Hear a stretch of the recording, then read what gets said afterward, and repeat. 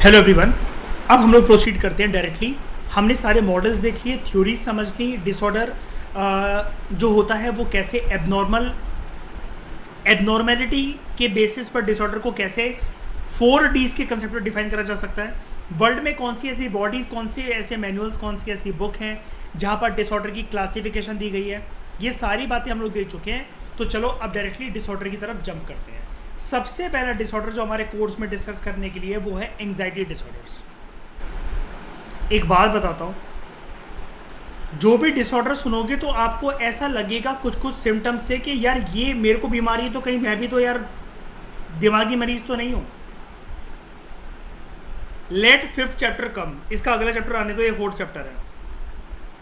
कुछ कुछ चीज़ें ऑब्वियसली बात है, लाइफ में जो चीज़ें होती हैं धीरे धीरे करते हैं हमारे साथ मैच करेंगी ना, लेकिन जब वो सारे सिम्टम्स बहुत महीनों तक परसिस्ट करते हैं ना, महीनों तक, काफ़ी महीनों तक, तब जाकर वो डिसऑर्डर बनता है। मैं महीने कह रहा हूँ, मैं वीक्स और दिन नहीं कह रहा हूँ। कई सारे सालों तक जब कोई चीज़ एग्जिस्ट कर रही है तब जाके वो डिसऑर्डर का रूप लेती है।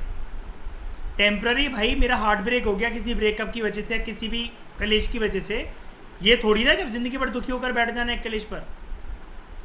महीनों तक जब वो सेम चीज़ चल रही है, मेरा मूड का पैटर्न ऐसा है कि उठा नहीं वो वहाँ से कभी, मतलब वो लो लो लो लो लो वो वैसे ही है, तब जाके डिसऑर्डर की संभावना बनती है। तो थोड़ा सा इन टॉपिक्स को, जो भी डिसऑर्डर पढ़ेंगे, बहुत इंटरेस्टिंग है, लेकिन दिल लगी मत करना इनके साथ कि यार ये तो मुझे लग रहा है सारे सिम्टम्स मेरे साथ मैच कर रहे हैं, ऐसा नहीं है।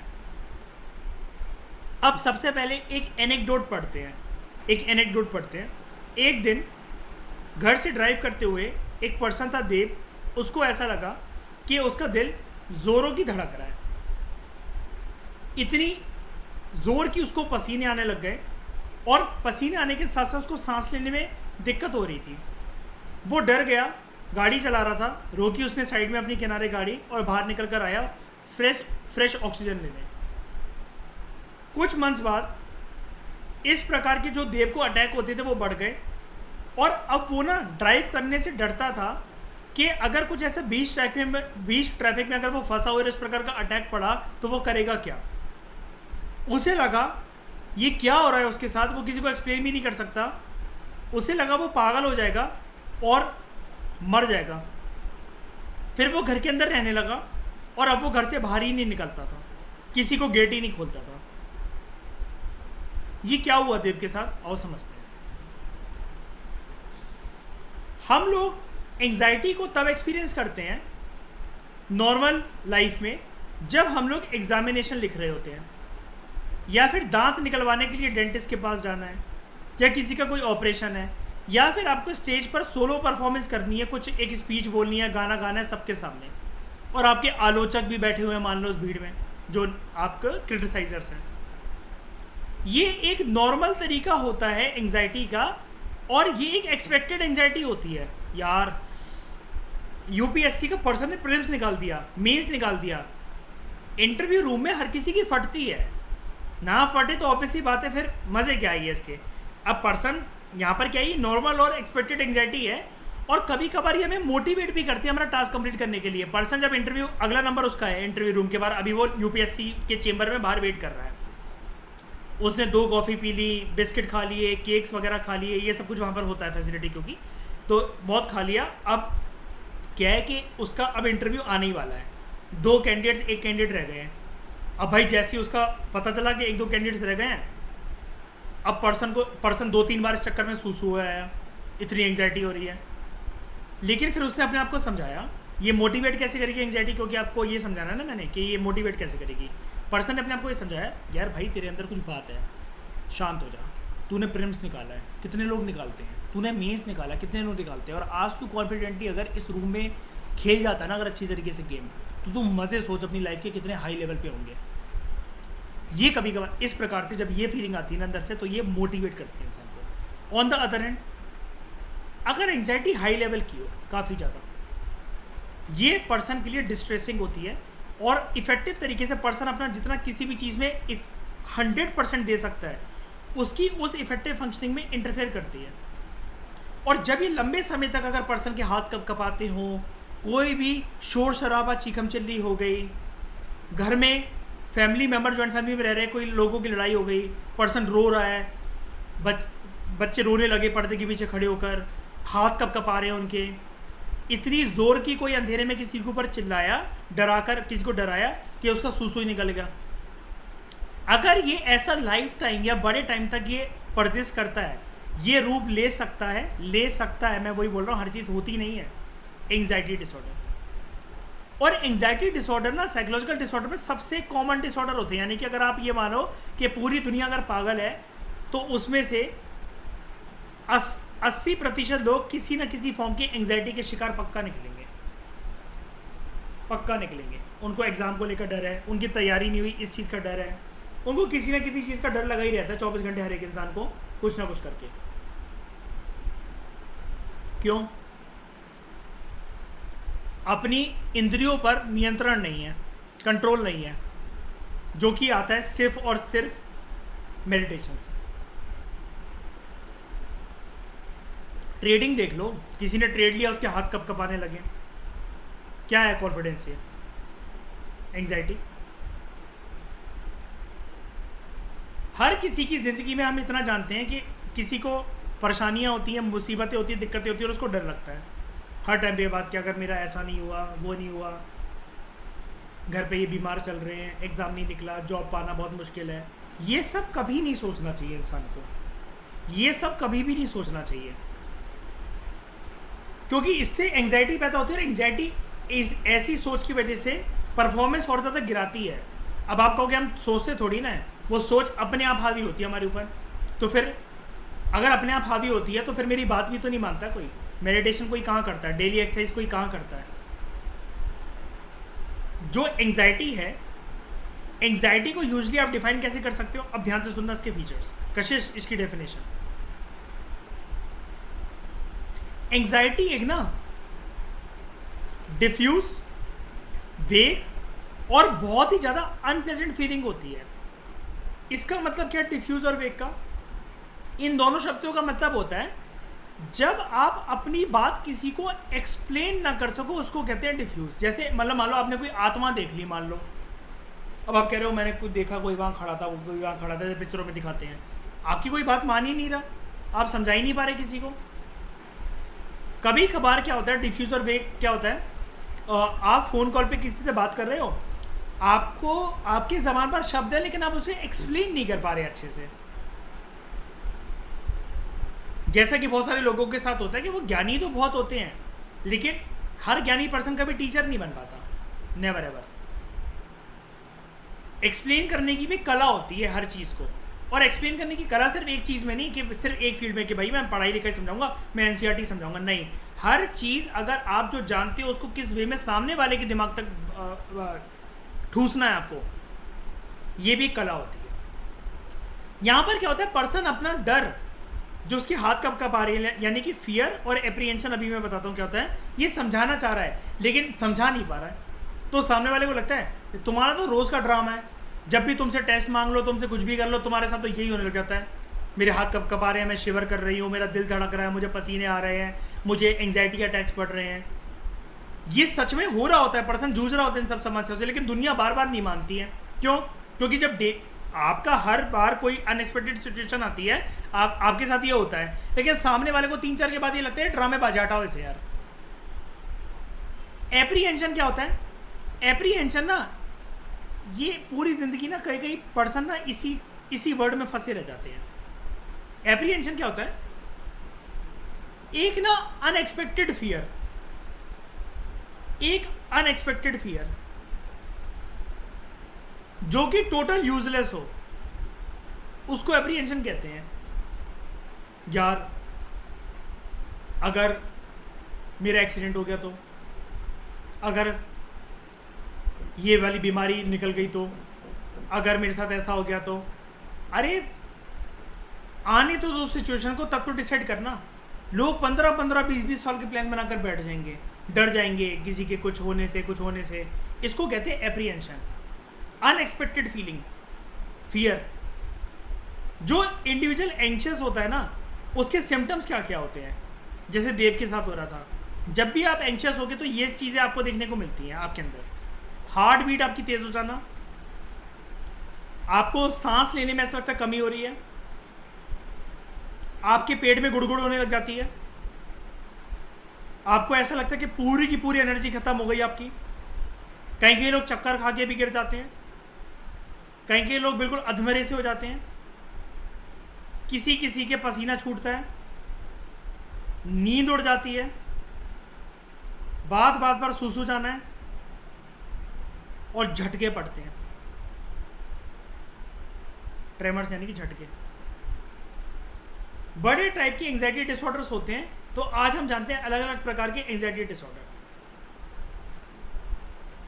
अच्छा, जब इसको डिसऑर्डर कह दिया गया तो इसको ना दिल से लगाकर मत बैठ जाओ कि डिसऑर्डर है या फिर वो है। डिसऑर्डर आप में भी हो सकता है। जैसे इसको देख लो, ये फोबिया। तुम सब लोग कॉकरोच, छिपकली, सांप, केचुए सबको उठा लेते हो, हाथ पे रख लेते हो आराम से। खतरों खिलाड़ी में जा सकते हो, ऊंचाइयों से, आग से, छिपकली, सांप, बिच्छू, किसी चीज़ से डर नहीं लगता तुम्हें। बड़ा सा उड़ता हुआ कॉकरोच आप खाना खा रहे हो, रात को डिनर कर रहे हो, आपके सर पे आके बैठ गया, आप आराम से उसको हटा दोगे। सब लोग ऐसे हो। तो यानी कि फोबिया वगैरह ये जो अभी मैं पढ़ाऊंगा होता है किसी किसी में। जैसे सोशल फोबिया अभी मैं इसको पढ़ाऊंगा। ये कॉन्फिडेंस खत्म हो जाना, अगर क्राउड के सामने आपको कुछ बोलना पड़े, कुछ बताना पड़े, जो कि मुझे होता था जब मैंने अपना यूट्यूब चैनल स्टार्ट करा था। आराम आराम से पॉज कर करके बोलना कि मैं सही तो बोल रहा हूँ। क्योंकि इंसान को सबसे ज़्यादा वाहियत आवाज़ ना पृथ्वी पे सिर्फ एक ही चीज़ की लगती है, अपनी खुद की आवाज़। उसको सिर्फ उसी आवाज़ में मज़ा नहीं आता। दीज इंक्लूड अलग अलग टाइप के एंजाइटी डिसऑर्डर कौन से होते हैं। सबसे पहले होता है जनरलाइज एंजाइटी डिसऑर्डर। ध्यान से समझना, चारों के बीच में हम लोग डिस्मिट करते हैं, ठीक है। डिसऑर्डर में अगेन बता रहा हूँ, इन प्रॉब्लम में फोबिया, सोशल फोबिया, एंजाइटी, इन सब में कोई दिक्कत नहीं। डिसऑर्डर ये तब बनता है जब बड़े महीनों तक परसिस्ट करे। डिसऑर्डर वर्ड होना गलत है आपके अंदर, लेकिन ये सारी दिक्कतें, सिम्टम्स ये तो होते रहते हैं। क्या हार्ट, यार एक बार होता ना, हार्ट रेट वैसे भी क्या जॉगिंग कर रहा तो बड़ा नहीं होता है क्या? पसीना नहीं निकल रहा होता है क्या? जब भी कोई ऐसी कुछ बात हो जाती है तो एकदम से पेट नहीं खराब हो जाता है क्या? क्या डर की बात पे कभी कभार ऐसा नहीं लगता कि यार वॉशरूम जाने का मन कर रहा है, सूसू सी आ रही है यार, डर गया भाई इस चीज़ में मैं तो। कोई टेंशन में होते हो या ओवर एक्साइटेड होते हो तो नींद नहीं उड़ जाती है क्या? बताओ यार कब ये रात कटेगी यार जल्दी, स्लीपलेसनेस, ये चीज़ है जनरलाइज्ड एंजाइटी डिसऑर्डर। यहाँ पर पर्सन को, अब देखो यही वाली बात है कि डिसऑर्डर को डिसऑर्डर क्यों कहते हैं? प्रोलॉन्ग्ड यानी कि लंबे समय तक। प्रोलॉन्ग का मतलब होता है काफ़ी लंबे समय तक, जो चीज़ काफ़ी हफ्तों और महीनों तक परसिस्ट करे उसको कहते हैं प्रोलॉन्ग्ड, हद से ज़्यादा लंबा, काफ़ी लंबे समय तक यूजलेस और पर्सन एक्सप्लेन ना कर पाए, इस प्रकार के पर्सन को डर सताते हैं। अब यूनिक बात ये है, ये जो पर्सन को डर है कि तब तो मैं चलो समझूंगी तुम्हें किस चीज़ से डर लग रहा है। उस इंसान से लग रहा है, ये दीवार पे जो छिपकली बैठी इससे लग रहा है, ऊंचाई से लग रहा है, आग से लग रहा है। पर्सन यही तो एक्सप्लेन नहीं कर पाता कि उसे कौन से एक पर्टिकुलर ऑब्जेक्ट या कौन से एक पर्टिकुलर इंसान से डर लग रहा है, यही नहीं पता पर्सन को। जो सिम्टम्स होते हैं इसके अंदर होते क्या है, जनरलाइज एंजाइटी डिसऑर्डर के अंदर। अब यह नाम देख रहे हो ना, जनरलाइज, यानी कि जनरल तरीके की एंजाइटी है जो कि वर्ल्ड में बहुत लोगों में पाई जाती है। लेकिन वही मैंने बताया, ऐसा मत समझना कि हर किसी में डिसऑर्डर होता है। डिसऑर्डर वर्ड होना गलत चीज़ है, क्योंकि इसका मतलब फिर आप लंबे समय तक थोड़ा बीमार रह सकते हो मेंटल तरीके से। जिसको जनरलाइज एंजाइटी डिसऑर्डर मैंने बता दिया, वो बिहेव कैसा करेगा, इसके सिम्टम्स क्या होंगे, पर्सन देखिएगा कैसा मैं। पर्सन को हमेशा वरी और एप्रीहेंसिव फीलिंग्स रहेंगी, यार अगले पल ही मेरे साथ कुछ ना हो जाए, ऐसा ना हो जाए, वैसा ना हो जाए, अपने फ्यूचर को लेकर। और इसी चीज़ को श्रीमद् भगवद गीता के अंदर श्री कृष्ण ने अच्छे से बताया कि प्रेजेंट मोमेंट में जो पर्सन रहना सीख जाए ना, जिसका अपनी इंद्रियों पे कंट्रोल है, तो उसको एंग्जाइटी नहीं होती है। यही चीज़ घुमा फिरा के श्री कृष्ण ने इसका सॉल्यूशन दिया कि प्रेजेंट मोमेंट में रहना सीखो। यही चीज़ आगे चलकर गौतम बुद्धा ने बोली और महावीरा ने बोली, और अलग अलग संत ऋषि मुनि बोलते ही आए हैं इस चीज़ को। उसके बाद ध्यान से समझना, बात से यहीं पर ख़त्म नहीं होती। पर्सन ना हाइपर विजिलेंट रहता है। हाइपर विजिलेंट मतलब कॉन्स्टेंटली, लगातार अपने आसपास इन्वायरमेंट को सर्च करता रहता है, यार कोई डेंजर तो नहीं है, यार मेरे कमरे में चूहा तो नहीं आ जाएगा, छिपकली रात को ये दीवार पे लटकी हुई है, मैं ट्यूबलाइट बंद करके सोऊंगा तो ये मेरे ऊपर तो नहीं गिर पड़ेगी, मैं बाथरूम में जा रहा हूँ कहीं मैं गीजर के प्लग से चिपक कर कहीं मैं मर तो नहीं जाऊँगा, मैं सीढ़ियाँ उतर रहा हूँ तो ये मेरा पैर तो नहीं फिसल जाएगा, मैं लिफ्ट में जा रहा हूँ लिफ्ट के तार तो नहीं टूट जाएंगे। हर वक्त नेगेटिविटी चलती रहती है इस इंसान के, हर वक्त। मतलब ये बातें अपनी जबान खोलेगा ऐसा पर्सन और मनुष्यत उगलना शुरू करता। क्यों ऐसा कि जानबूझ के नहीं, मतलब ये पर्सन ना बहुत ज़्यादा इसकी फटी पड़ी होती है 24 घंटे। हर चीज को लेकर डर। इट इज मार्क्ड बाय, यहां पर एक और चीज होती है कि अगर ये लंबे समय तक चलते रहे तो पर्सन को मोटर टेंशन भी होने लग जाती है। ये मोटर टेंशन में लगती है, जो मोटर मूवमेंट्स होती है ना हमारी उंगलियां वगैरह, हाथ वगैरह, पेन को होल्ड करने की स्टाइल, इन सबको मोटर मूवमेंट्स कहते हैं, जिसकी वजह से पर्सन ना रिलैक्स नहीं कर पाता। Person is unable to relax, हमेशा रेस्टलेस रहता है, एक जगह पर बैठ नहीं पाएगा, वो आसपास सर्च करता रहता है, मतलब इधर उधर जाता रहेगा, देखता रहेगा यार कि कुछ मतलब क्या कहते हैं, कुछ अनहोनी ना हो जाए, किसी के साथ कुछ ना हो जाए, कॉल कर करके लोगों को गुस्सा रहेगा, तुम ठीक हो ना, मुझे तुम्हारी टेंशन हो रही थी ना। अब यार एक बात बताओ, मुझ जैसे इंसान को रोज़ कॉल करके कोई पर्सन पूछे यार मुझे तुम्हारी टेंशन हो रही थी, तो मैं उससे कहूँगा रख साले फ़ोन, नेगेटिव इंसान की औलाद, क्या टेंशन हो रही थी? मुझे अपनी टेंशन हो नहीं, तेरे को ज़्यादा हो रही है, बाप बनने का ज़्यादा शौक है तेरे को। मुझसे कोई अच्छी से अच्छी बंदी भी ये कहती है ना कि हमने आपको इसलिए फ़ोन लगाया कि मुझे आपकी टेंशन हो रही थी, तो मैं कहता हूँ माँ लग रही तू मेरी, या लुगाई है मेरी। पर्सन रेस्टलेस होता है, उसके हाथ कब कपाते हैं और वो हमेशा पूरे दिन टेंशन में रहता है। मेरे के स्टूडेंट थी, बचपन में उसको ये रह चुका है ये जनरलाइज एंग्जाइटी डिसऑर्डर, तो वो अब वो सिंगल चाइल्ड थी, उसको एंग्जाइटी हुई कि सिंगल चाइल्ड थी। अब सिंगल चाइल्ड बहुत कुछ डिस्कस नहीं कर पाता, तो वो क्या करती थी, वो रात को 2:30-3 बजे उसकी आंख खुलती थी, वो डर के मारे तो सो ही नहीं पाती थी। अपने माँ बाप के पास जाकर ना, मम्मी पापा के पास जाकर, और उसके पापा आईएएस ऑफिसर है दिल्ली में ही, उनके पास जाकर ना उनके नाक के हल्की सी दूरी पर अपनी 2 उंगलियों को रखती थी, ये देखने के लिए कि इनकी सांसें आ रही कि नहीं आ रही, मम्मी पापा मर तो नहीं गए रात को। रोज करती थी और उसने कम से कम 2-3 साल तक करा ऐसा। अब एक बात बताओ, अभी समझ में आया कहाँ गया ये वर्ड? एप्रीहेंशन। कुछ सेंसेस बात की, कुछ सेंसेस की। अब ये वाली बात मैंने आपके दिमाग में डाल दी, जैसे मतलब मान लो ये करके, इससे होगा क्या ऐसे रात भर जागने से वो करके? मेरे पापा मम्मी के साथ मैं ऐसा करने लगा, चप्पल उठा के मारने लगे 2:30 बजे रात को मुझे। या तो वो ये सोचे कि इसको पैसे कम पड़ रहे, ट्रेडिंग के पैसे चोरी करने आए हैं। और तुम में से किसी के माँ बाप सोच रहे कि ना चाहते हुए ये पक्का मारने आया होगा, फ्लो रखने का प्लान होगा इसका हमारे मुंह पे। दूसरा, पैनिक डिसऑर्डर। पर्सन पैनिक कर जाता है, ठीक है। यहां पर क्या होता है, पर्सन को जब लगातार एंग्जाइटी अटैक, जो ऊपर थी ना जनरलाइज एंग्जाइटी डिसऑर्डर में, जब इस प्रकार के लगातार एंग्जाइटी अटैक होने लग जाते हैं पर्सन को, तो पर्सन ना अंदर से कपकपा जाता है, वो हमेशा डरा रहता है, डरा सहमा मासूम सा रहता है। पैनिक अटैक के अंदर होता क्या है, एकदम से ना एंग्जाइटी ऐसे बढ़ती है, ऐसे बिल्कुल सर्च पे चली जाती है, टॉप पे चली जाती है। और उसके बाद ये क्यों बढ़ती है एकदम से? पर्सन इतना ज़्यादा सोच जाता है कि उसका कंट्रोल ही नहीं रहता, और अनप्रेडिक्टेबल मैनर में वो सोच विचार एकदम से आ जाते हैं। और फिर जैसे ही एकदम से ये एंग्जाइटी गिरती है ना, यहाँ पर जब ये गिरा, जैसे मतलब मान लो यहाँ पर गई एंग्जाइटी ऐसे टॉप पर, पर्सन कपकपा रहा है, भाग रहा है, डरा सहमा, रो रहा है, बाथरूम में जाकर अपने बाल नोच रहा है, उसने अपना चेहरा नोच डाला, दूर जाओ मुझसे बात मत करो, ऐसा बिहेव कर रहा है। जैसे ही उसकी एंग्जाइटी मतलब एकदम से, मतलब वो चिल्ला रहा है, कुछ भी कर रहा है, उसका चेहरा लाल हो गया, नसें दिख रही हैं उसकी, बिल्कुल आंखों के अंदर गुस्सा, बुरे अंगारे उगल रही हैं उसकी आंखें। जैसे ये पैनिक अटैक एकदम से गिरेगा ना, बस यहाँ पर ज़्यादातर पर्सन फेंट हो जाते हैं, क्योंकि पूरी एनर्जी खत्म, यहाँ पर पर्सन बेहोश हो जाता है। इसको कहते हैं पैनिक अटैक। ये जो थॉट आते हैं ना पर्सन को, जिसकी वजह से ये एकदम से एंग्जाइटी बढ़ी थी, ये अनप्रेडिक्टेबल मैनर में आते हैं। अब इसको ये कोई नहीं है, वो बता के नहीं जाते हैं वो थॉट। हम ना कल सुबह शाम को 4:10 पे आएंगे, ठीक है, तो रेडी रहना बेहोश होने के लिए। क्लिनिकल फीचर्स इसके क्या है, मतलब साइकोलॉजिस्ट और डॉक्टर वगैरह ना क्या देखा जब पैनिक डिसऑर्डर होता है किसी पर्सन को? ऐसा पर्सन कैसा होता है? सांस लेने में कमी, अधमरा सा, लड़खड़ाता हुआ, मतलब घूमता है और बॉडी के अंदर ऐसा लगता है कि एनर्जी नहीं है। पैल्पिटेशन, मतलब दिल धड़कते धड़कते पसीना आता है बहुत ज़्यादा, उसको ऐसा लगता है उसको सांस लेने में कमी हो रही है। जी मचलाना, कुछ भी ज़्यादा खाने का मन नहीं करता, उसको लगता है खाऊंगा तो वॉमिटिंग हो जाएगी, नौसिया कहते हैं इसे।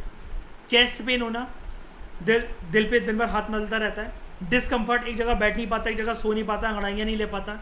उसको लगता है वो पागल हो जाएगा, अपने ऊपर उसका कंट्रोल खो रहा है, उसको लगता है वो बहुत जल्द मरने वाला है। ये मतलब एक लाइन है, fear of going crazy, fear of losing control and fear of dying. ये डर लगा रहता है पर्सन को। अब अगले उसकी तरफ बढ़ते हैं, ठीक है, फोबिया।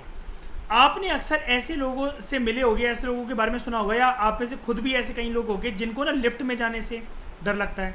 अब जैसे बुजुर्ग लोग होते हैं, मेरी दादी वगैरह नहीं जा पाती, उनको बहुत हम लोग लेकर जैसे मॉल वगैरह जाते हैं ना, ग्वालियर वगैरह से कहीं वो आती हैं कभी भी मॉल वगैरह, एस्केलेटर से उनको बहुत डर लगता है, बहुत डर लगता है, ठीक है।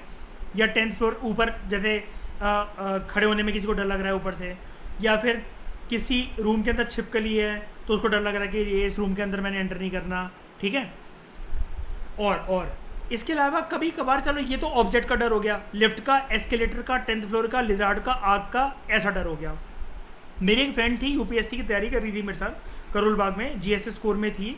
तो जब मैं पीएसआईआर कर रहा था वहाँ से, तो वो हम लोग जब वहाँ से करोल बाग से कनॉट प्लेस 2 स्टेशन पड़ते हैं, बंगला साहब कभी कभार चले जाते थे। तो जब हम लोग पूरा ग्रुप बंगला साहब जाता था ना, वो हम सबकी टी शर्टें ऐसे पकड़ लेती थी जैसे बस हम सबकी टी शर्ट फट जाएगी, पानी को छूकर मतलब मत्थे से लगाती थी वो बंगला साहब में जाकर, गुरुद्वारे में जाकर, तो वो ऐसे पकड़ लेती थी हम लोगों की टी शर्ट, उसके पूरे नखून गड़ जाते थे हमारी छाती में। उसको इतना डर लगता था पानी से, उसको ऐसा लगता था कि पानी खींच रहा है मुझे अपनी तरफ, इतना फोबिया था उसको वाटर से। ऐसे लोग मैंने देखे हुए हैं, सहन करे हुए हैं ऐसे लोग मैंने, ठीक है।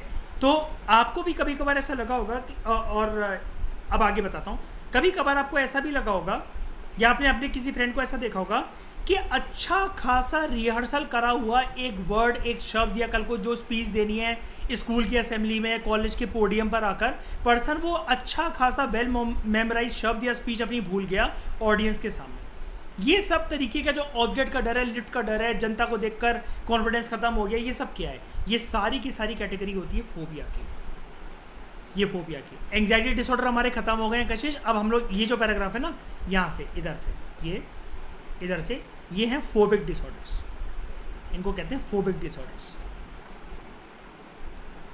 ठीक है।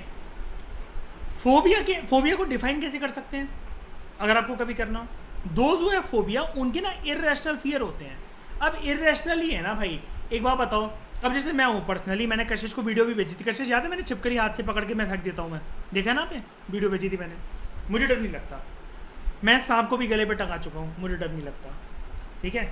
मुझे बल्कि ये लगता है कि अच्छा था फोटोशूट वगैरह हो जाएगा, मैं शर्टलेस वगैरह खड़ा हूँ, चश्मा वश्मा लगाकर, एनाकोंडा वगैरह, जैसे ग्वालियर में आते हैं वो लोग सांप वाप दिखवाने, तो मैं कहता हूँ एनाकोंडा टांगो गले में, और अच्छा था फोटोशूट होगा, मेरे एब्स वगैरह दिख रहे होंगे, काला चश्मा लगा रखा होगा मैंने, और ये पिक्स इंस्टाग्राम पे जानी चाहिए।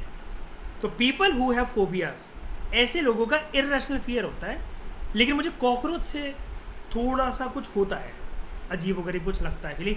ये उड़ने वाली जितनी चीज़ें होती है ना, ग्रास हॉपर या कोई कीड़ा बड़ा सा घूम रहा है उड़ते उड़ते, जिसकी बुज बुज करके आवाज़ आ रही है, मुझे इनसे थोड़ा सा अजीब सा कुछ फोबिया होता है, ठीक है। People who have phobias, they have irrational fears related to specific object, specific people और स्पेसिफिक सिचुएशन। जिनको फोबिया होता है ना, जिनका डर होता है, तो या तो ऑब्जेक्ट मतलब क्या पर, यहाँ पर एनिमल्स और इन सबको भी ऑब्जेक्ट माना जा रहा है, इन सबको भी ऑब्जेक्ट माना जा रहा है। आपने हाउसफुल देखी होगी ना, तो वो फीफी वाला सीन देखा होगा, क्रोकोडाइल के कमरे में उसको वो बंद कर देती है आसिन, है ना। अब क्या, कितना भी पालतू क्रोकोडाइल हो, तो आप क्रोकोडाइल को टच थोड़ी ना कर लोगे जाकर, घिनौनी सी अजीब सी चीज़ लगती है वो तो यार, वो तो फोबिया अच्छों का फोबिया एक्टिवेट करते क्रोकोडाइल तो, ठीक है।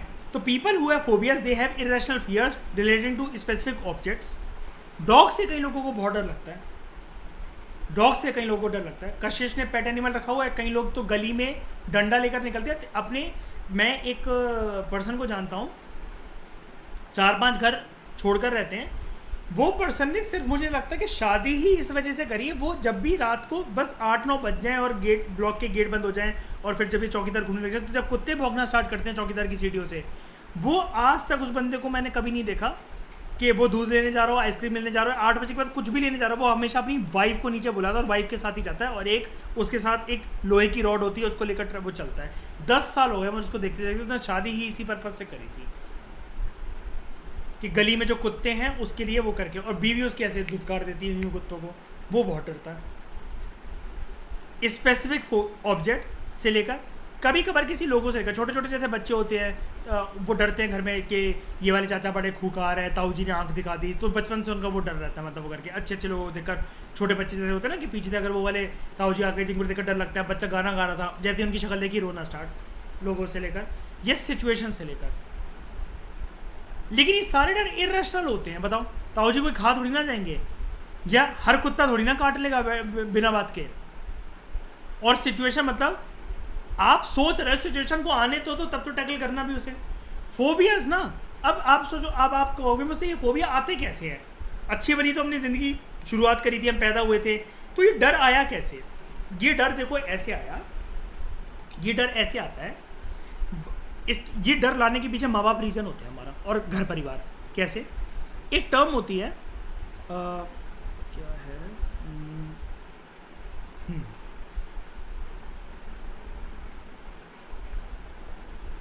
सोशलाइजेशन। ये ध्यान से सुनना, सोशलाइजेशन के ना 4 एजेंट्स होते हैं, 4 agents: parents, teachers, friends and other significant persons. ये चीज़ याद रखना, जीएस पेपर 1 और एथिक्स में काम आएगी, जीएस पेपर 4 में।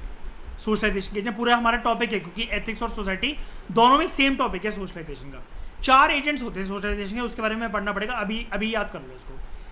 सबसे पहले हमारा इंटरेक्शन होता है पेरेंट्स के साथ, फिर टीचर के साथ, टीचर्स के साथ साथ जब स्कूल जाना शुरू करते हैं तो दोस्त भी, और अदर सिग्निफिकेंट पर्सन का मतलब पता क्या होता है? हम जिसको देखकर बचपन में इंप्रेस होते हैं, रोल मॉडल। पार्क में मैं झूला झूलता था तो मुझे लगता था मैं क्रिश की तरह उड़ जाऊंगा, पिछवाड़े के बाल ऐसे ऐसे गिराऊं ना, कभी कभार हंसी भी आती थी, रोना भी आता था, ऐसी ऐसी चोटें लगी हैं मुझे। दीवारों पे कई बार स्पाइडरमैन बनने की कोशिश करी है। सैटरडे मार्केट से शकला का बूम बूम वाली पेंसिल लेकर आता था, मुझे लगता है ड्राइंग बनाऊंगा, बहुत अच्छी सी गाड़ी निकल कर आ जाएगी। ये अदर सिग्निफिकेंट पर्सन्स होते हैं, रोल मॉडल्स, जिनको देखकर हम बकचोदी करते हैं बचपन में। तो हर काम कर रखा मैंने, हर कर्म कांड कर रखा मैंने। तो पेरेंट्स ना, यहाँ पर बाकी सबको अगर मैं हटाऊँ, पेरेंट्स ना ये होते हैं जो हमें बड़े होकर जो छिपकली वगैरह इनसे डर लगता है ना, ये यही होते हैं। कैसे? भूत प्रेत का कंसेप्ट भी इन्हीं की वजह से आता है। मैं अपनी बात बताता हूँ, डायरेक्टली ऑन रिकॉर्ड बोलता हूँ मैं, ठीक है? बचपन में चाहे चींटी हो, चाहे छिपकली हो, चाहे सांप हो, चाहे कुछ भी हो, मेरे लिए इन सारी चीज़ों का एक ही मतलब था, कीड़ा। मैं इन सबको बोलता था कीड़ा। तो हमारे यहाँ ग्वालियर में वरांडे में गुआवा का एक पेड़ लगा था, सब लोग बैठ के वहाँ पर चाय पी रहे थे। अब गुआवा के पेड़ पर सुबह सुबह का वक्त था, मेरे लिए तो हर चीज़ कीड़ा ही है ना, चाहे कुछ भी आ जाए। ग्रीन कलर का अच्छा खासा एक मोटा सांप आया वहाँ पर और मेरे हाथ पर आके बैठ गया। मतलब वो निकल रहा था वहाँ से और वहाँ पर आके टिक गया, मेरा हाथ उस पर वो करके। जैसे ही मैंने बोला कीड़ा, तो घर वालों को लगा ये तो चींटी को भी कीड़ा बोलता है, इसको भी कीड़ा बोलता है, उसको भी कीड़ा बोलता है। भगवान कसम, ये रियल बात है, ठीक है? पापा बगल में बैठ के चाय पी रहे, सब लोग बैठे, मतलब पूरा परिवार बैठा। जैसे ही उन्होंने बोला, जैसे उन्होंने देखा ना, मैं जब हो गया, इरिटेट हो गया वो मुझसे कीड़ा कीड़ा कीड़ा करते हुए, तो उन्होंने जब बगल में देखा ना कि किस प्रकार का कीड़ा दिखाना चाह रहा है, तो उन सब की तशरीफ फट गई और चाय के सबके गिलास उड़ते उड़ते गए हवा में, और मुझे धक्के खींच के आराम से उठाया गया वहाँ से। अब ऐसे सांप काटते तो नहीं है, जहरीले नहीं होते, लेकिन फिर भी अब छोटा बच्चे को ध्यान तो रखेंगे ही ना। अब मैं तो बड़े आराम से सांप को टच कर रहा था, मुझे तो कभी डर नहीं होया। इन लोगों ने बड़े होकर मुझे, मेरे पेरेंट्स हैं, सोशलाइजेशन को समझो मेरे थ्रू, इन लोगों ने बड़े होकर मुझे ये बता दिया, बाहर नहीं जाना, बाबा है। उल्टे पैर वाली प्याज वाली औरतें घूम रही है जो बच्चों को उठाती है 6 बजे के बाद। हम सब की ज़िंदगी में ऐसे ही रिलेट करने की कोशिश करो। फिर उन्होंने मुझे, ये कीड़ा काट लेता है, इसमें बोर्ड में स्विच में हाथ डालोगे तो ये चिपक जाओगे। इन लोगों ने हज़ारों करोड़ों चीज़ों का मेरे अंदर डर बिछा दिया। मैं जो खुला आज़ाद था, ठीक है, इन्होंने जैसे हनुमान जी की शक्तियों को बांध दिया था जामवंत ने, ऐसी इन लोगों ने मेरी शक्तियों को बांध दिया। तो होता क्या है, सबसे बड़े हमारे सोशलाइजेशन के एजेंट्स जो सिखाते भी हैं चीज़ें, लेकिन सबसे बड़े डर, फोबिया लाने के दुश्मन कौन? पेरेंट्स, फिर टीचर, फ्रेंड्स और अदर सिग्निफिकेंट पर्सन्स। क्यों? जब हमें पेरेंट्स ही ये वाली चीज़ सिखा देते हैं, हम फिर स्कूल जाकर ऐसी बातें करते हैं दोस्तों टीचरों के साथ, और वो भी फिर, क्योंकि उनकी भी नर्चरिंग टीचरों की तो ऐसी हुई होती है, टीचर भी तो मम्मी पापा की एज की होते हैं, वो लोग भी ऐसी बातें करते हैं। और फ्रेंड्स क्या, जैसे मेरे घर पे बात चल रही है वैसे दूसरों के फ्रेंड्स के घर पे बात चल रही है, तो मुझे 3 प्रकार की जब कन्फर्मेशन मिल जाती है बस, तो ज़िंदगी सबकी फिर ऐसी ही रहती है। अच्छा, इस चीज़ को हाथ नहीं लगाना, डर है। लेकिन वहीं पर आप देखो, ये डिस्कवरी चैनल, ये नेशनल जियोग्राफिक चैनल, ये चल कैसे रहे? ये तो बड़े आराम से, ये हम तो ट्रेंड वाला जो एनाकोंडा जो जहरीला नहीं है, जो सांप जहरीला नहीं है, हम तो उसको उठाते हैं। ये तो नदी में जाकर क्रोकोडाइल खींच लाते हैं, बेल को पकड़ लेते हैं, किसी भी चीज़ को पकड़ लेते हैं, तो जाकर इनको तो डर नहीं लगता। क्यों? नर्सरिंग ऐसी हुई है। बियर ग्रिल्स को देख लो, वो तो किसी चीज़ से नहीं डरता, वो तो उसका तो बस आइडिया ही रहता है किस चीज़ को मार के खा जाऊँ बस मैं। जो फोबियाज़ हैं, फोबियाज़ अक्सर डेवलप होते हैं धीरे धीरे कर कर, या फिर ये ना कभी कभार जनरलाइज एंग्जाइटी डिसऑर्डर के साथ डेवलप होती है। यानी कि पर्सन को थोड़ी बहुत एंग्जाइटी ऑलरेडी थी, और धीरे धीरे कर कर वो एंग्जाइटी बढ़ती चली गई, और पर्सन को डर भी लगता था। यानी कि हाथ, किसी भी चीज़ को लेकर उसके सोच विचार चलते थे जिससे उसके हाथ कब कब आते थे, साइमल्टेनियसली वो किसी चीज़ से डरता भी था लाइफ में। तो दोनों चीज़ें सोने पे सुहागा, आग में घी डालने का काम करती हैं, और बस रिजल्ट क्या होता है? फोबिया। फोबिक डिसऑर्डर को 3 कैटेगरीज में क्लासीफाई करा जाता है। एक होते हैं स्पेसिफिक फोबिया, दूसरे होते हैं सोशल फोबिया, तीसरे होते हैं एगोराफोबिया। बताता हूँ इसके बारे में। स्पेसिफिक फोबिया, ये सबसे कॉमनली टाइप के अकरिंग फोबिया होते हैं।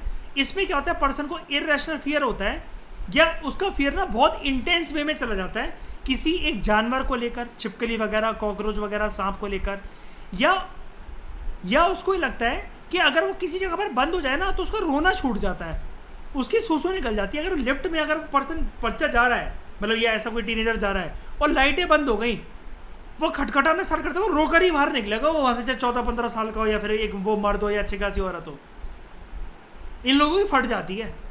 ये होता है फोबिया। वो एनक्लोज स्पेस के अंदर नहीं रह सकते, उनको ऐसा लगता है बस अब गए, निकले प्राण अब शरीर से, बस बाहर, आत्मा मुंह तक आ गई है, बस निकलने के लिए रेडी। जैसे लिफ्ट का दरवाजा खोलेगा आत्मा निकल जाएगी, कहेगी शरीर को बाय बाय। यहाँ पर जब एक तो ये हो गया स्पेसिफिक फोबिया जानवरों को लेकर, और किसी बंद स्पेस में, किसी कमरे में किसी को बंद कर दिया जाए, या घुटन हो रही है किसी पर्सन को, उसका डर।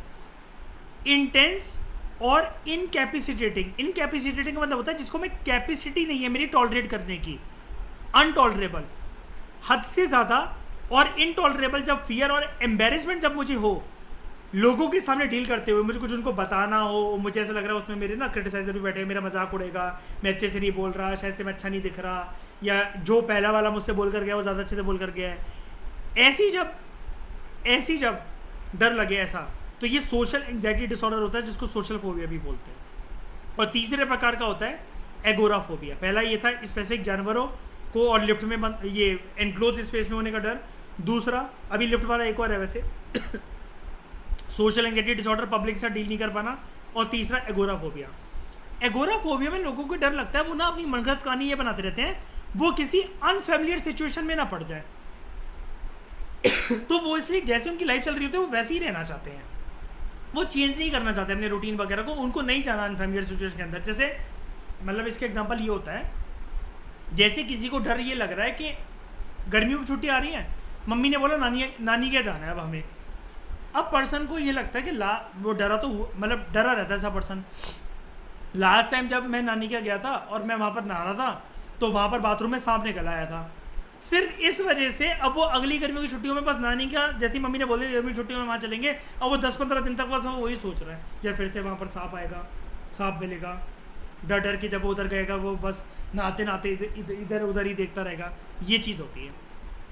अब आप कहोगे ये तो हल्की फुल्की हमारे साथ भी होती है, तो ये तो मैंने बोला ही ना आपको शुरू में जब ये स्टार्ट करवाया मैं टॉपिक, कि एंग्जाइटी और ये सभी तरह के पैनिक और फोबिया होते हैं हमारे अंदर, लेकिन हर टाइम पे तो एग्जिस्ट नहीं करते ना। अब आपको पिछले साल किसी कुत्ते या कोई पीछे पड़ा हो, या फिर कोई छिपकली आपके ऊपर गिरी हो, क्या जिंदगी भर सोचते, मतलब 365 दिन सोचते ही आए हो और कुछ भी नहीं करा आपने, इसलिए वो डिसऑर्डर नहीं है। बड़े सारे जो लोग होते हैं जिनको एगोराफोबिया होता है, वो अपना घर छोड़ के नहीं जाते हैं, they are afraid of living their home. तो इनकी जो लाइफ एक्टिविटीज होती है, नॉर्मल लाइफ एक्टिविटीज, वो बहुत ज़्यादा लिमिटेड होती हैं। इनको हर प्रकार का डर लगा रहता है बेफालतू का। मैं खेलने जाऊंगा दोस्तों के साथ, मेरे बैट पड़ गया तो, मेरे बॉल पड़ गई तो, मैं झूले से गिर गया तो, मेरे को किसी कुत्ते ने काट लिया तो, कोई गाड़ी ने मुझे उड़ा दिया तो, ये ऐसे, ये फोबिया, अनफेमिलियर सिचुएशन। तो ऐसे लोग जनरली पता क्या होता है, नहीं ये मैं अगले वाले में बताता हूँ और क्लियर हो जाएगा। एक होता है सैड, सेपरेशन एंग्जाइटी डिसऑर्डर। एक होता है सैड, सेपरेशन एंग्जाइटी डिसऑर्डर। ये अनदर टाइप का एंग्जाइटी डिसऑर्डर होता है। जिन इंडिविजुअल्स को सेपरेशन एंग्जाइटी डिसऑर्डर होता है, ऐसे इंडिविजुअल डरे हुए होते हैं और एंशियस रहते हैं about separation from attachment figure. अब जिससे ये अटैच होते हैं ना, ये उसको छोड़ नहीं सकते। अब जनरली अब ऐसा मत समझना, ये जो है होते हैं ना, ये जनरली टीनेजर्स और जब हम कच्ची मिट्टी के खड़े होते हैं, ये वाले डिसऑर्डर तब होते हैं जो अभी मैंने आज की क्लास में जो आपको पढ़ाई, ये वाले। तो ऐसा मत समझना कि अगर मैं गर्लफ्रेंड बॉयफ्रेंड से अटैच हूँ, मैं उसको छोड़ नहीं सकता तो मेरे को सैड हो जाएगा। नहीं, ऐसा नहीं। ये जनरली क्या होता है, ऐसे बच्चे ना, इनको बोलते हैं माँ के पल्लू के साथ ही चिपके रहते हैं। कहीं मत जाओ, मुझे छोड़ के मत जाओ, नीचे मम्मी सब्जी लेने भी जा रही तो रोना स्टार्ट, ये होते हैं वो, ये है इसका मतलब। तो children with sad, they may have difficulty in room being themself, अकेले नहीं रह सकते अपने कमरे में, अकेले स्कूल नहीं जा सकते। यही वाले वो बच्चे होते हैं कि जिनकी मम्मियाँ मतलब बड़े तक भी इनका बैग ले लेकर स्कूल तक डोलते फिर रही है, इनको नई सिचुएशन में ये भी एंटर करने से डरते हैं। ये चिपके रहती है माँ के पल्लू से और पेरेंट्स के पीछे पीछे उनकी परछाई बन बनकर चलते रहेंगे दिन भर। सेपरेशन को अवॉइड करने के लिए पर्सन डरा तो हुआ ही, एंग्जाइटी हो रही है उसे कि मम्मी पापा कहीं चले गए, वो कहीं चले गए, शादी है, कोई फंक्शन है, इतने सारे मेहमान हैं, लेकिन नहीं, इनको मम्मी पापा के साथ ही चिपकना है। तो चिल्ड्रन विद सैड कि अगर मम्मी पापा से अलग ना होना पड़े, दे में फस, स्क्रीम और थ्रो सीवियर टेंडर, नखरे दिखाएंगे, रोना स्टार्ट, आंखों में आंसू भर जाएंगे, शिनचैन जैसी आंखें बनाकर सितारे फेंकने लगेंगे सिंपैथी के, या फिर ये बोलते हैं हाँ ठीक है, आप मुझसे प्यार ही नहीं करते ना, कोई बात नहीं, मैं मर जाऊंगा, मैं अपनी नस काट लूँगा। मम्मी की साड़ी का पल्लू लिया, अपनी फांसी का फंदा बनाने की एक्टिंग करने लगे। ये ऐसे होते हैं। तो मम्मी पापा ह्यूमिलेटेड फील करते हैं, वो मतलब वो करके। ऐसे बच्चे चमकते भी बहुत हैं, मेरे जैसा बाप चमका के रख दे, एक दिन के अंदर सैड उतर जाए इसका सारा। Thank you very much for discussion.